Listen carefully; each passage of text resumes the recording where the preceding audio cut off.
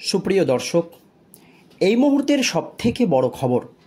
দর্শক, আপনারা সকলেই জানেন কেন্দ্রের নরেন্দ্র মোদী সরকার ওয়াকফ বিল লোকসভা এবং রাজ্যসভা দুই কক্ষেই পাস করিয়ে নিয়েছে।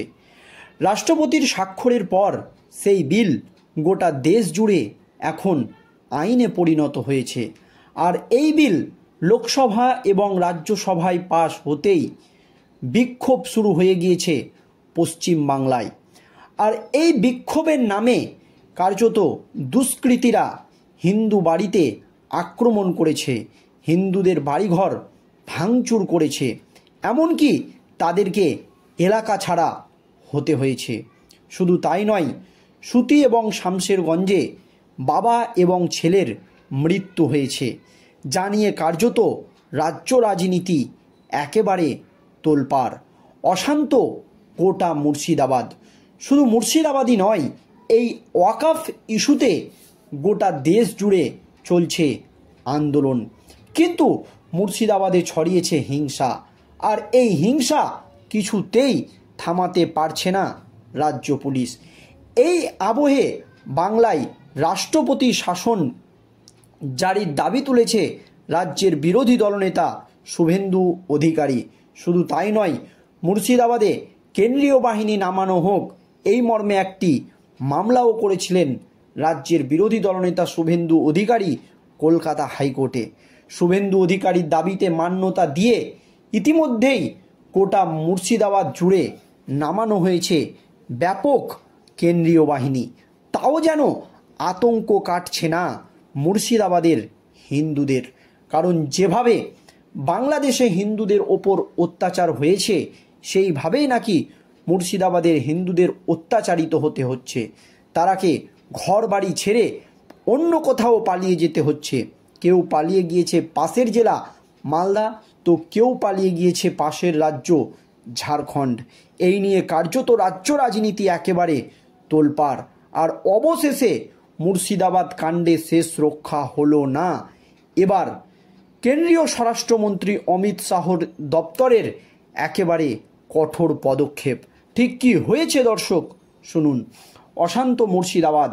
এবার মুর্শিদাবাদে আসছে জাতীয় মানবাধিকার কমিশন।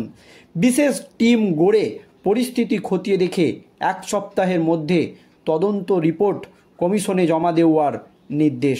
ওয়াকফ ইস্যুতে উত্তাল মুর্শিদাবাদ। প্রাণ গেছে প্রায় 3 জনের। আতঙ্কে ভিটিমাটি ছেড়ে কাউকে আশ্রয় নিতে হয়েছে ভিন রাজ্যে বা ভিন জেলা মালদহে, কাউকে ঠাঁই নিতে হয়েছে ঝাড়খণ্ডে। এই প্রেক্ষাপটে মুর্শিদাবাদে যাচ্ছে জাতীয় মানবাধিকার কমিশন। পরিস্থিতি সরজমিনে খতিয়ে দেখতে ডিজি তদন্ত বিভাগকে একটি বিশেষ টিম গঠনের নির্দেশ দেওয়া হয়েছে।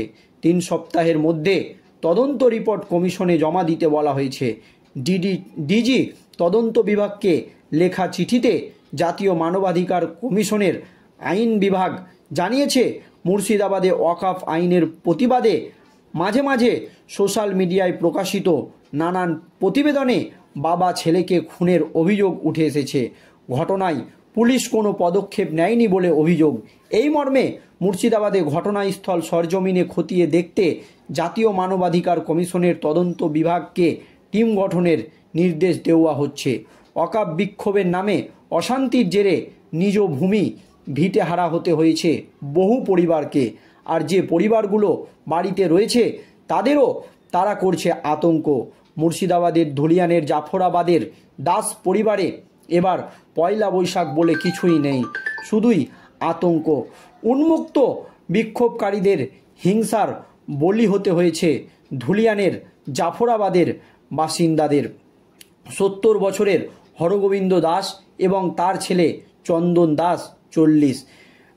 12ই এপ্রিল শনিবার সকালে আচমকা একদল দুষ্কৃতী ধুলিয়ানের জাফরাবাদে দাস বাড়িতে চড়াও হয়। থান, ইট, অস্ত্রের বাড়ি মেরে দরজা ভেঙে ভেতরের দিকে ঢুকে পড়ে তারা। চলে ভাঙচুর, লুট, লাথি মেরে ভেঙে দেওয়া হয় উনুন। সেই সময় ঘরে ছিলেন মহিলাসহ পরিবারের 10 জন।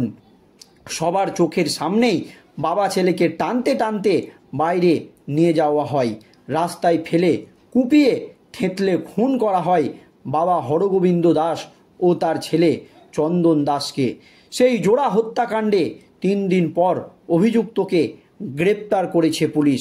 এই বিষয়ে গতকাল এডিজি দক্ষিণবঙ্গ সুপ্রিমো সরকার বলেন, হরগোবিন্দ দাস এবং চন্দন দাস যারা সম্পর্কে বাবা এবং ছেলে, এই মামলায় তদন্তে আমরা একটি বিশেষ তদন্তকারী দল সিট গঠন করি। আমরা এলাকা থেকে গত 2 দিনে বিস্তারিত সিসিটিভি ফুটেজ সংগ্রহ করি।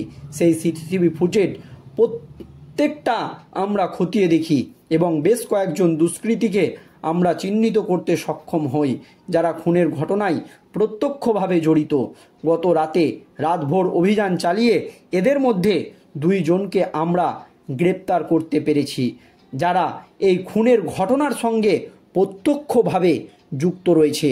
আর এই আবহে মুর্শিদাবাদ কাণ্ডে একেবারে কেন্দ্র থেকে রাজ্যের কাছে এলো কড়া নোটিশ।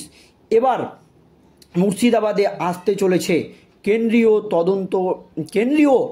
কেন্দ্রের তরফ থেকে একেবারে জাতীয় মানব অধিকার কমিশন। আর তখনই মুর্শিদাবাদে যেতে চাইছেন রাজ্যের বিরোধী দলনেতা শুভেন্দু অধিকারীও। ওয়াকফ ইস্যুতে সম্প্রতি হিংসার পরিবেশ তৈরি হয়েছিল মুর্শিদাবাদে। ঘর বাড়ি লুটপাটের পাশাপাশি প্রাণহানির ঘটনা ঘটে। ওই ঘটনায় বুধবার একাধিক মামলা দায়ের হয় কলকাতা হাইকোর্টে। আর এই আবহে মুর্শিদাবাদের অশান্ত এলাকায় যেতে চেয়ে হাইকোর্টের দ্বারস্থ হয়েছেন বিরোধী দলনেতা শুভেন্দু অধিকারী। মামলা দায়েরের অনুমতি দিয়েছেন বিচারপতি তীর্থঙ্কর ঘোষ। বুধবার বিকেলে শুনানির সম্ভাবনা রয়েছে। তবে অন্যদিকে এএনআই তদন্ত চেয়ে বুধবার হাইকোর্টে মামলা দায়ের করেছে আক্রান্তদের একাংশ। মুর্শিদাবাদের ঘটনায় প্রধান বিচারপতির ডিভিশন বেঞ্চের হস্তক্ষেপ চেয়ে আদালতে মামলা দায়ের করেছে বিশ্ব হিন্দু পরিষদও। মামলা দায়েরের অনুমতি দিয়েছে আদালত। বিরোধী দলনেতার অভিযোগ, গত 13 এপ্রিল পুলিশের কাছে অনুমতি চাওয়া হলেও পুলিশ অনুমতি দেয়নি। আদালতে শুভেন্দুর আইনজীবী বলেন, পুলিশ অন্য রাজনৈতিক দলের নেতাদের হিংসা এলাকায় যেতে অনুমতি দিচ্ছে, কিন্তু বিজেপির ক্ষেত্রে পুলিশ যত আপত্তি। এরপরই মামলা দায়েরের অনুমতি দিয়েছেন বিচারপতি। সম্প্রতি মুর্শিদাবাদের হিংসার ঘটনায় 3 জনের মৃত্যু, বহু ঘর বাড়ি এবং সরকারি অফিসে ভাঙচুর, লুটপাট ঘটনা ঘটে। এক্ষেত্রে পুলিশের নিষ্ক্রিয়তার জেরে মানবাধিকার লঙ্ঘিত হয়েছে বলে অভিযোগ। এই এএনআইকে দিয়ে গোটা ঘটনার তদন্তের দাবি জানিয়েছেন আক্রান্তদের একাংশ। তাদের অভিযোগ, পুলিশি নিরাপত্তা নিশ্চিত করতে পারছে না। এখনও বহু মানুষ ঘরছাড়া হয়ে রয়েছে। বস্তুত মুর্শিদাবাদের পরিস্থিতির জন্য পুলিশি নিষ্ক্রিয়তার অভিযোগে প্রায় উড়িষ্যার প্রকাশ কলিঙ্গ রাইট ফোরাম নামে একটি মানবাধিকার সংগঠনের তরফে জাতীয় মানবাধিকার কমিশনে অভিযোগ জানানো হয়েছে, যার জেরে চলতি সপ্তাহে মুর্শিদাবাদে আসছেন কমিশনের বিশেষ প্রতিনিধি দল। এমন পরিস্থিতিতে এবার মামলা দায়ের হলো হাইকোর্টে। আর এবার কেন্দ্রীয় প্রতিনিধি দল কিন্তু আসতে চলেছে মুর্শিদাবাদে। আর এই আবহে মুর্শিদাবাদের আইন শৃঙ্খলা পরিস্থিতি যেভাবে দিন দিন খারাপ হচ্ছে তা নিয়ে এই রাজ্যে রাষ্ট্রপতি শাসন জারির দাবি তুলে দিয়েছেন রাজ্যের বিরোধী দলনেতা শুভেন্দু অধিকারী। আর জানিয়ে এখন রাজ্য রাজনীতি কার্যত একেবারে উত্তপ্ত হয়ে উঠেছে।